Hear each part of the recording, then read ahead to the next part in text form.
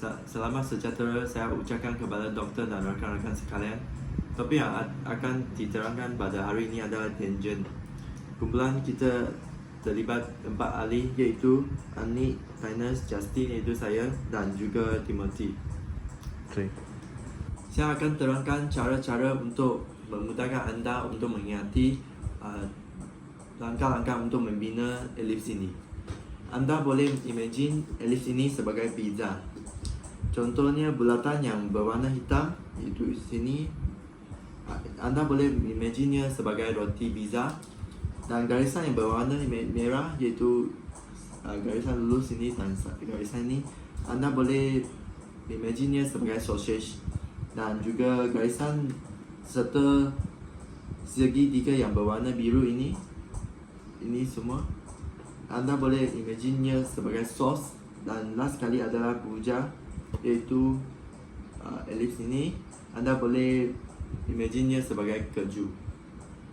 Pertama adalah roti pizza dengan sausage, iaitu melibatkan step pertama iaitu membina dua bulatan sepusat dengan sejari 1/2 panjang pasi minor.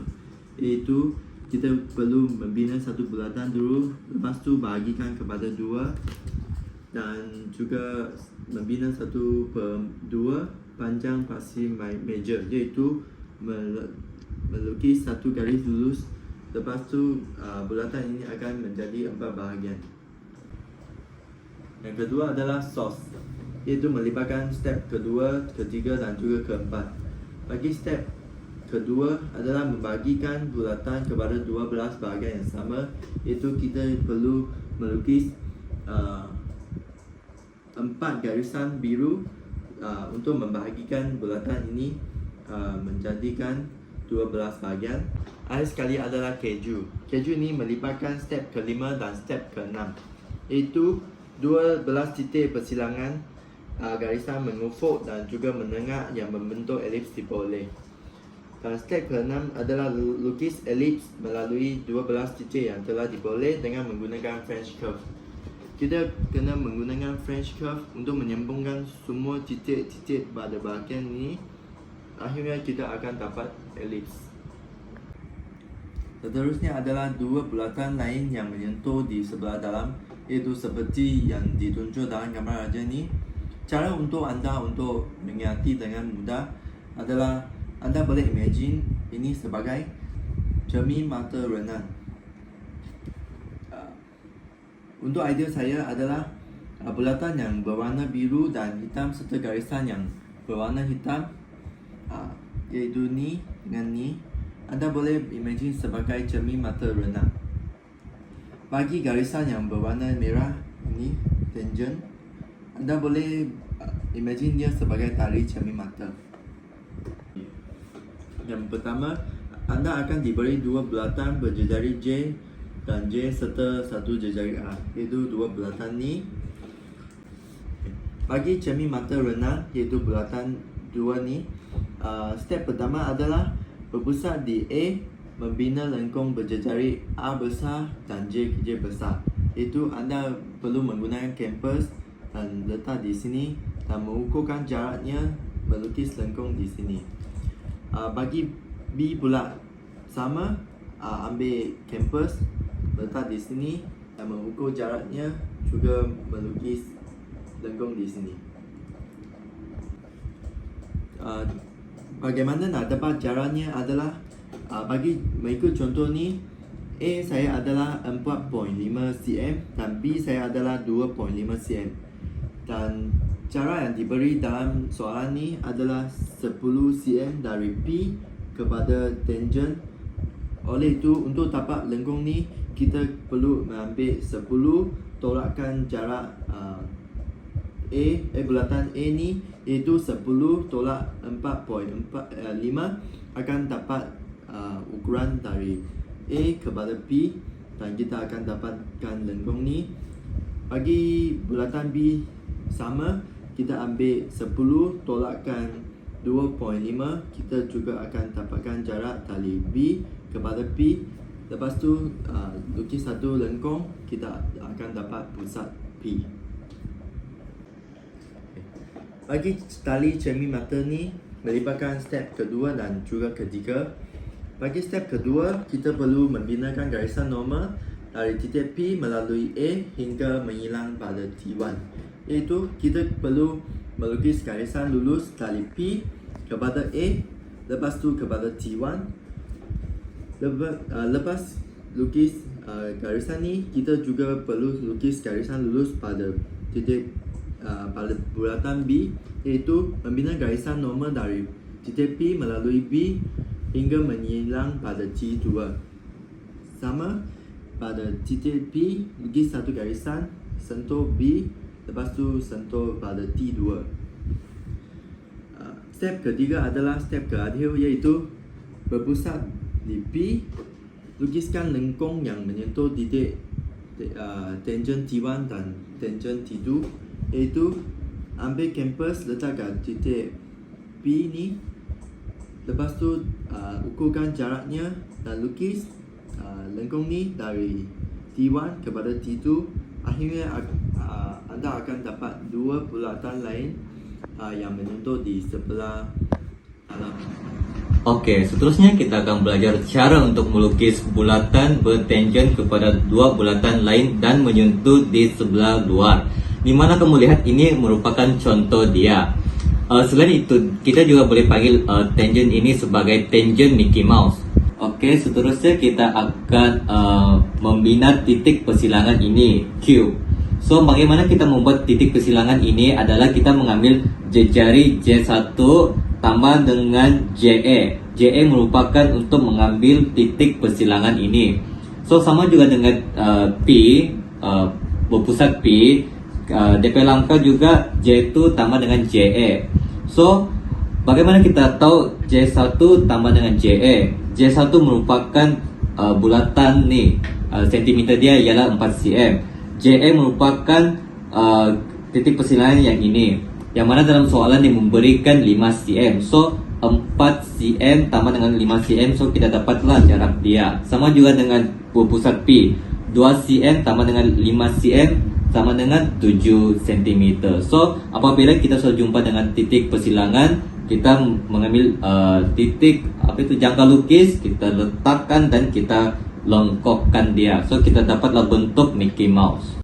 Oke, saya akan tunjukkan cara mudah untuk mengingatkan langkah-langkah melukis tangent Mickey Mouse. Yang pertama, seperti saya katakan tadi, bina lengkok berjejari J1 tambah JE. Kita boleh mengingatkan dia sebagai LB, Lisa Blackpink. LB mewakili lengkok berjejari, so mudah untuk ingat. Seterusnya langkah kedua adalah G, bina garisan. Oke, bina garisan yang saya katakan tadi, 4 cm tambah dengan 5 cm sama dengan 9, itu merupakan garisan, bina garisan. So, saya menggunakan G sebagai G Dragon. Oke, seterusnya langkah ketiga ialah T to T, yang mana titik ke titik persilangan tu. So, bina lengkok JE melalui titik tangent T1 dan T2. Oke, seterusnya kita akan belajar untuk cara melukis bulatan bertangent kepada satu bulatan lain yang menyentuh di sebelah luar dan melalui titik tangent pada garisan. Yang kita boleh panggil tangent ni sebagai tangent kaedah ribbon, yang mana kita boleh nampak dia adalah bentuk macam ribbon. Oke, yang mana langkah pertama kita bina garisan serenjang pada garisan yang diberi dari titik P. So, kita binalah garis serenjang dia adalah 90 degree. Oke, seterusnya langkah kedua adalah dari titik O, bina garisan selari dengan garisan serenjang titik P dan menyilang di lilitan bulatan C telah diperolehi.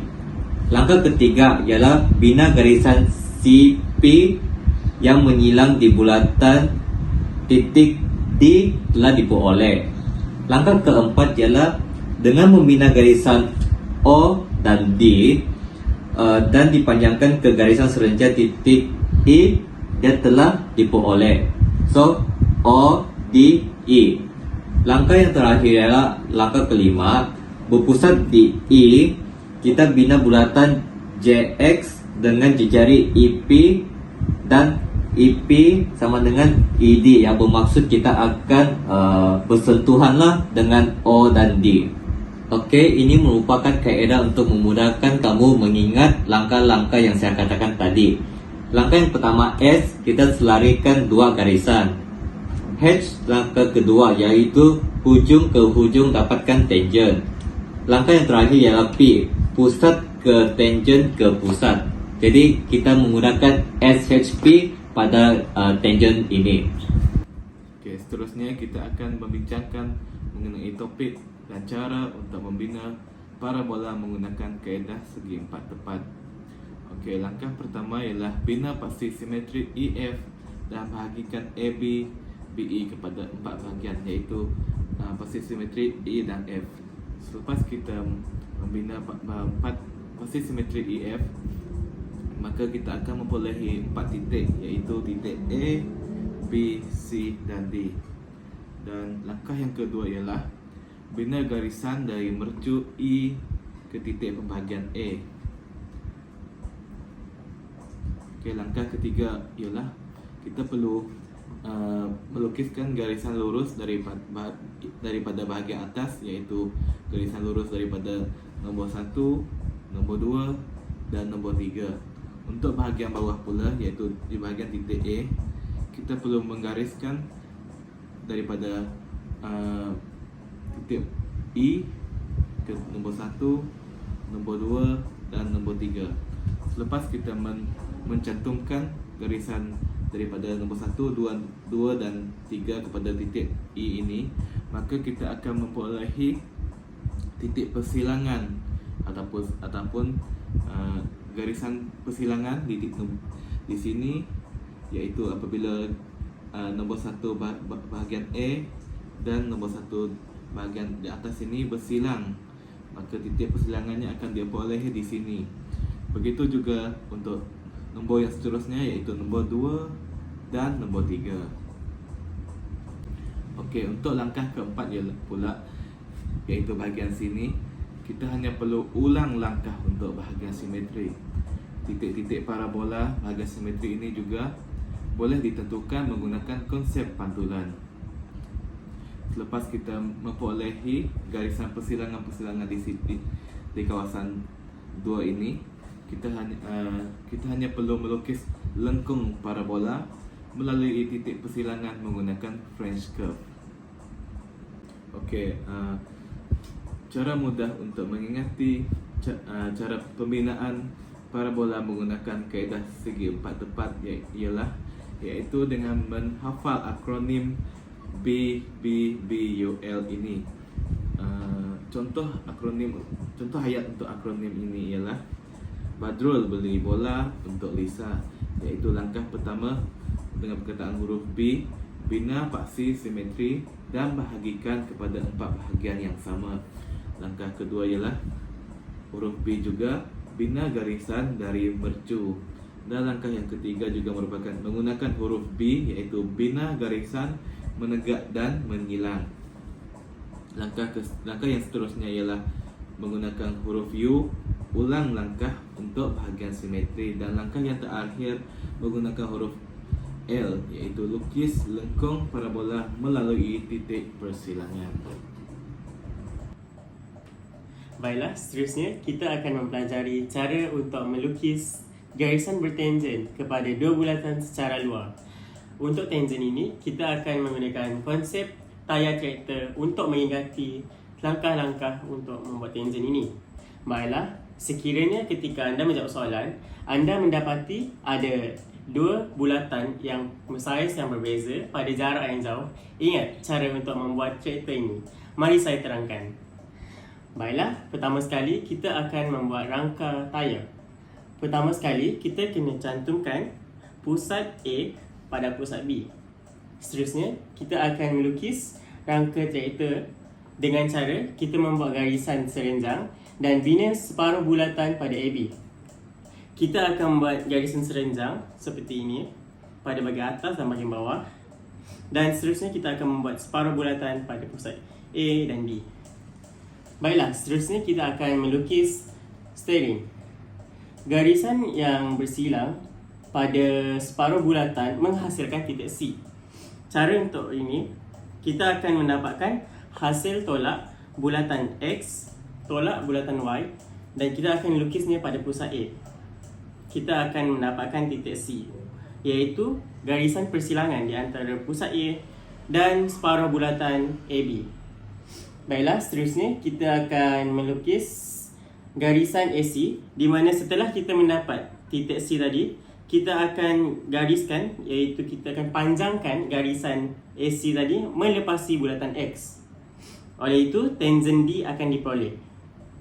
Seterusnya, kita akan selarikan garisan AD tadi menggunakan set square pada pusat B, dan kita akan memperolehi tangent E. Kita akan mendapati ada dua garisan yang selari pada permukaan bulatan X dan Y. Dan akhir sekali, kita akan memperolehi tangent D dan E. Dan cantumkan garisan tersebut, dan garisan kita telah siap. Tangent ini merupakan konsep daripada tayar teater. Baiklah, itu sahaja daripada kami. Sekian, terima kasih.